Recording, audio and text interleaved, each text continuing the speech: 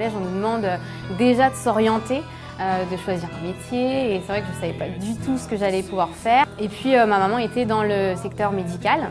Et elle m'a dit, écoute, essaye de faire un bac ST2S. C'est vraiment une section où les matières sont concrètes. Donc je lui ai fait confiance. Je vais vous montrer la dissection du cœur. Donc je vous rappelle que le cœur il est composé donc de 4 cavités. Ici vous avez les 2 oreillettes, on l'avait vu ensemble. Et en dessous, une masse beaucoup plus importante, les 2 ventricules. Il y a des vaisseaux qui vont arriver donc aux oreillettes. Les vaisseaux qui arrivent au cœur, comment on les appelle? Les veines. Les veines, d'accord. Si je prends l'oreillette droite, vous avez la veine cave supérieure et en dessous, la veine cave donc inférieure. Ces veines caves, elles proviennent d'où? De tous les organes du corps, donc du foie, du rein, etc. Donc ces vaisseaux vont contenir un sang qui est hématosé ou non hématosé? Non hématosé. Et donc on le représentera de quelle couleur? Bleu. En bleu. Alors c'est vrai que ce qui m'a plu vraiment dans la bio qu'on fait en ST2S, c'est la différence entre la SVT qu'on peut voir au collège où bon, ça n'avait pas forcément parlé, alors que la bio qu'on voit en ST2S, c'est plutôt sympa parce qu'on a justement cette mise en application avec toutes les techniques, l'observation du cœur, les dissections qu'on peut faire. Et ça m'a vraiment parlé parce que du coup, ce qu'on apprenait en théorie, on le mettait ensuite en pratique. Et donc du coup, ce qui me paraissait abstrait au collège m'a paru tout de suite plus concret. Et c'est ça qui a fait que je me suis vraiment épanouie. Vous venez avec votre cuve prendre le cœur. Vous prenez une paire de gants chacun et vous refaites ce qu'on a fait ensemble. Ce qui m'a le plus marqué dans ma scolarité en ST2S, c'est lorsqu'on a fait la dissection du cœur. Malgré qu'on soit dans l'apprentissage, qu'on soit à l'école, finalement ça reste quand même du plaisir. Parce qu'on travaille en binôme, on échange et on a je pense une complicité avec nos professeurs qu'on n'aurait pas en section générale. On est en train d'essayer de montrer que le nerf sciatique il est relié au mollet en fait. Donc là le nerf il va donner l'information au muscle et du coup on essaie de montrer que les nerfs ils sont reliés donc de la moelle épinière au muscle donc au mollet. La série Sciences et technologies de la santé et du social est une série dont la spécificité est sa double valence puisqu'elle offre des enseignements avec les bonnes exigences scientifiques permettant des poursuites d'études dans le domaine paramédical ou le domaine plus scientifique, mais elle offre aussi des enseignements plus à coloration sociale qui permettent aussi des poursuites d'études dans le domaine social. Les élèves s'orientent dans cette série par goût et au travers des objets d'études concrets qu'ils étudient, ils développent l'ensemble des compétences pour poursuivre des études supérieures longues dans les domaines donc paramédical, scientifique ou bien sûr social.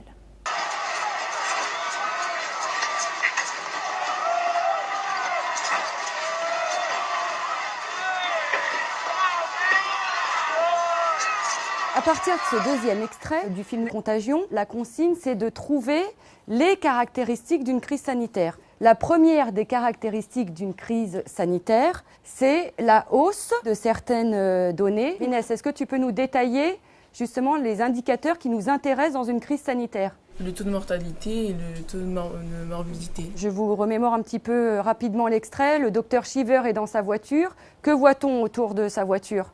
Oui, Lucie? Des manifestants. Et de qui? Pourquoi, d'après toi?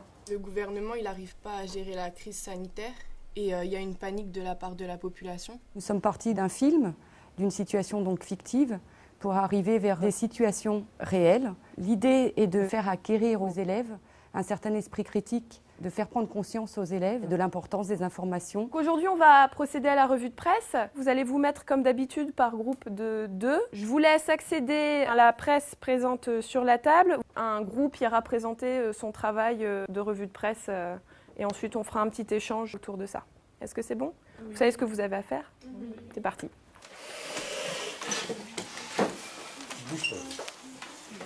Le pôle méthodologique appliqué au secteur sanitaire et social, ça englobe tout ce qui est démarche d'études. On va apprendre en fait aux élèves qu'une étude, ça suit une démarche rigoureuse avec différentes étapes dont l'ordre est à respecter. De leur montrer comment les études permettent de mieux comprendre et de mieux connaître l'état de santé et de bien-être social de la population. Sur le burn-out, tu commences la présentation, tu dis c'est quoi le burn-out et moi je commence. Mais on va plus être sur le dialogue, tu vois, genre on va pas trop lire le diaporama, tu vois. On va passer à la présentation orale de vos travaux. Du coup, vous enregistrez votre travail là sur clé USB. Nous allons vous présenter notre revue de presse de la semaine qui s'intitule Burnout au travail. On a pris ce sujet parce qu'on a remarqué qu'il y a eu un cas, le cas de Moritz, c'est un jeune de 21 ans qui est décédé de suite de fatigue. C'était une maladie qui est désormais reconnue et justement on voulait en parler dans la revue de presse. Ah, voilà.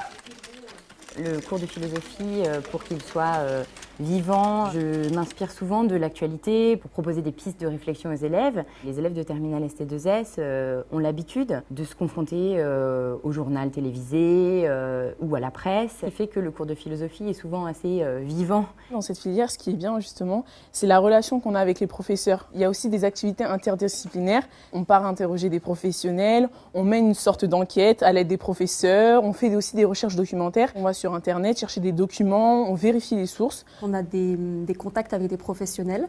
On est parti au Resto du Cœur, on a pu discuter avec eux. Notre projet, c'est de savoir si les femmes qui sont bénéficiaires des Restos du Cœur, elles se sentent bien malgré leurs problèmes dans la vie de tous les jours. On découvre des personnes, on découvre des besoins, des problèmes dans la vie. On découvre des manières de travailler. On a aussi des guides d'entretien, des questionnaires, beaucoup de choses qui font qu'on peut bien cerner le sujet, on peut bien travailler avec l'aide de nos professeurs. Et je connaissais les Restos du Cœur, mais on va dire de loin, via la télé, les médias.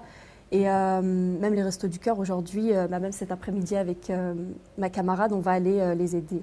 J'ai beaucoup apprécié l'étendue des connaissances qu'elle a eues, particulièrement dans ses cours d'action sociale. Elle a pu mieux cerner tous les acteurs qui entraient en jeu dans les politiques sociales. Ça lui a permis d'être en contact avec le public, de faire un pas en avant dans son autonomie personnelle aussi. Tout au long des études dans cette filière, en fait, on nous a vraiment donné une méthode de travail qui peut être utile, toute filière comprise en fait, post-bac.